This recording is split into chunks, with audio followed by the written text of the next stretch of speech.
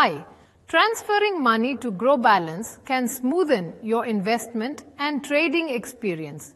Here is how to do it. Go to your profile and click on Add Money.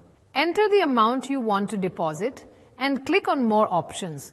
Now choose the payment mode from any of the following options. That is through UPI or net banking or bank transfer. And done, you have successfully added money to Groww Balance. Please note, the money can be transferred instantly in the case of UPI options like PhonePe, Google Pay, etc. And it can take up to 1 working day for net banking transfer.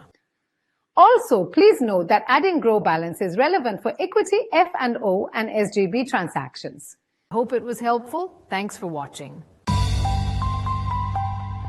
Investment in securities market are subject to market risks. Read all the related documents carefully before investing. Please read the risk disclosure documents carefully before investing in equity shares, derivatives, mutual fund, and/or other instruments traded on the stock exchanges.